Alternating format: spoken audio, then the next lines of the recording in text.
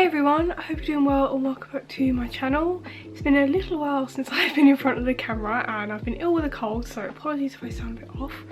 But yes, I'm back with a new video today on a topic I've never actually spoken about on my channel before, but it's become quite a big part of my life in the past year or so, and that is Dungeons and Dragons. And honestly, that is never something I thought I would ever say.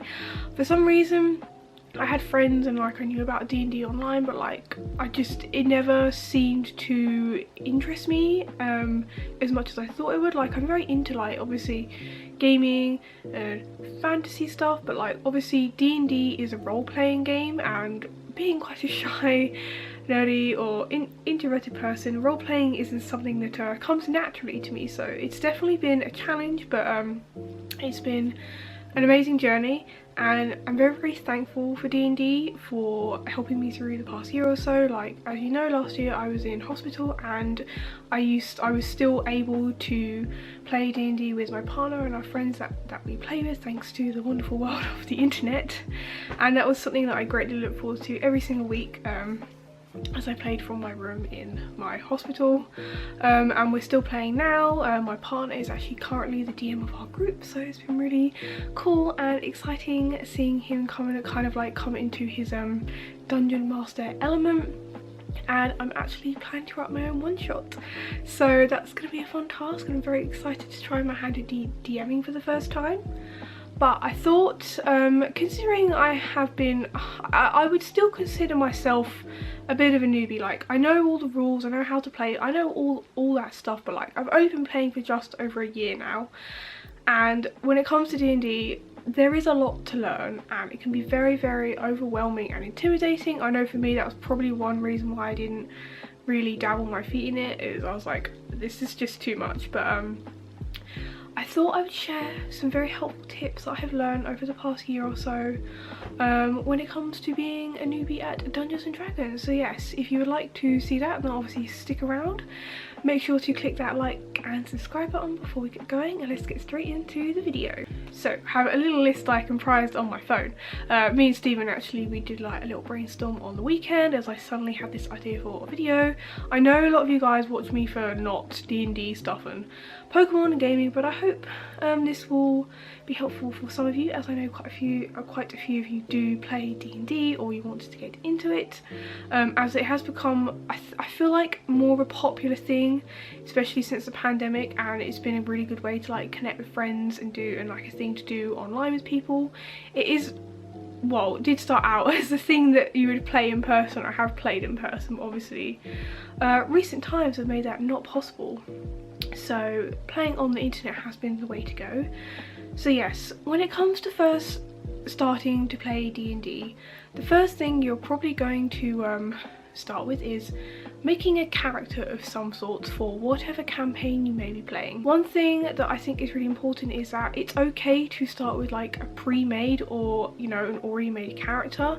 If the idea of character building is a bit too much, then yeah, start with a ready-made character. There's no shame in that whatsoever. Like, there are lots of different things when it comes to making a character, and I still don't remember them all now. Like, there is a lot to it, and if you do want to make your own character, then definitely make it with someone else who's already been playing for a while, who has a bit of experience. I can help you through that. That's definitely the first tip I will recommend. The next tip I will say is to download, let me show you, a very handy app on your phone called D&D Beyond, and it's available for like pretty much every phone. But yes, as you can see, I have my characters listed. You're not going to be able to see it very well, but it keeps all your characters there.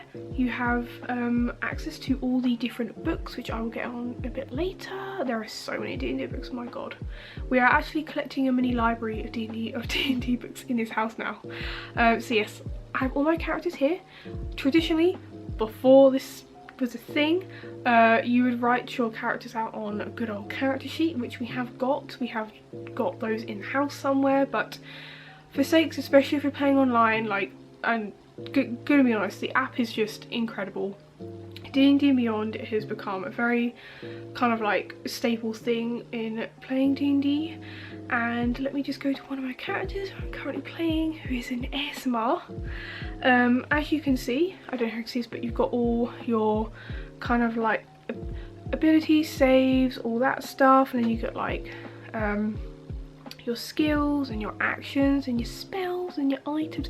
Literally everything is on here. So like honestly, I don't like, if you have a phone, just get it. It will change your life. And on the topic of books, another thing that I recommend if you can is to either purchase the PDF online because it's cheaper of the Player's Handbook, or getting the actual book here. Yes, like if you like books, then trust me, D&D is not short on books. And like I said, yeah, this has everything. If you prefer reading stuff in books and online, because online stuff can be a bit much, but yeah, there's just like everything. It's a lot. But if you like your reading and that sort of stuff, then the books are very handy. And especially if you're playing, you're new to playing at a table, it's quite handy just to be able to flick through the books and stuff, or have like certain pages kind of bookmark if you think you'll need them. That way you can have that out, and then like your phone or your iPad, whatever, has D&D Beyond on it. And yeah, it's certainly very, very helpful. Also, do not be ashamed to use spell cards.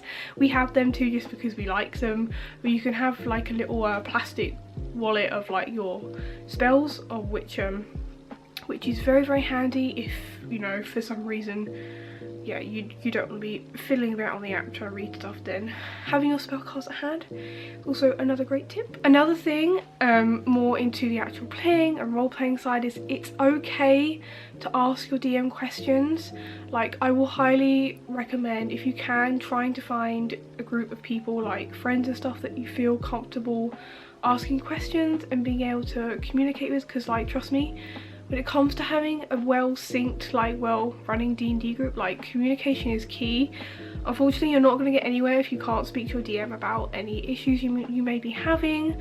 Like, make sure you can talk to your DM, and like before you start playing, just make sure you've got any questions or worries like ironed out. That way, like, play will be as smooth as possible.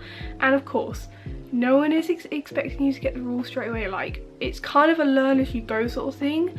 Like, I spent a lot of time, me and Stephen have like watched a lot of YouTube videos and different YouTubers explaining different parts of D&D and different things, like tips and tricks that can help. But like, trust me, like, I mean, I think every D&D player will say like they still don't know every single rule, because it's insane. But that's the wonderful world of D&D. Like, there's just so much to it, and there's so much to immerse yourself in. So don't be afraid if you've got to ask questions. You're gonna make mistakes and things like that, and like, no one's gonna hate you for it. Be open to constructive criticism when it comes to playing a character or how you play and stuff. Like, no one's gonna be out to get you. Like, just be kind and courteous to each other, and you should all have a good time. Another couple of points is, when you first start playing, a whole campaign may seem quite intimidating, so I recommend perhaps suggesting or starting with a one-shot. A one-shot is basically maybe a 3 or 4 hour length session, which may be over 1, 2 or even 3 sessions. It's a much smaller, like, obviously like mini, it's not really a campaign, but like a mini adventure as such. That way you can get a feel for the games and the rules and a character, and if you like them or not. Also, if you can, definitely try and take notes. Notes is, because trust me, you will forget things. Like, yeah, or at least have a note taker in the group, just to make sure you can keep up with stuff. I find it's a good way, especially if you struggle with like concentration like me.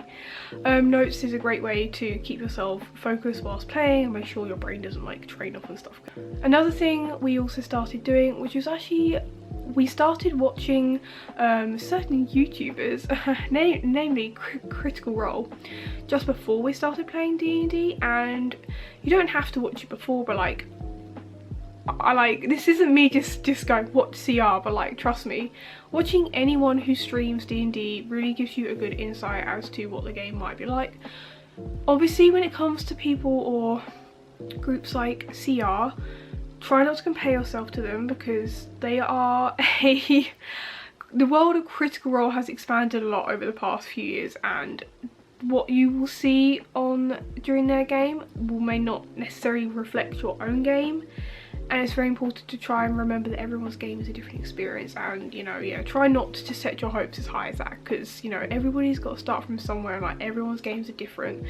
So yeah, try not to pan your whole experience on it if it's like CR or not. But that being said, go and watch their campaigns because they're amazing. Another good tip when it comes to character creation is trying to find kind of like one sort of focal point or personality trait, or even a catchphrase your character might say. That way it's a good thing you can kind of like help build your character around if you're struggling to make a new character from scratch. Also, like, you don't have to do like voices and stuff. I don't really do voices, it's not really my thing. If you have like a certain thing they might say, or a really strong personality trait, then it kind of helps make your character a bit more stand out and a bit more solid as such. Another couple of points which might not seem terribly obvious is like, just be kind and courteous to your other players, especially if they're not like close friends of yours. Also, try and respect the DM. They are the dungeon master for a reason, and especially being a new player, like, you've got a lot to learn. So you know, try to be open to constructive criticism.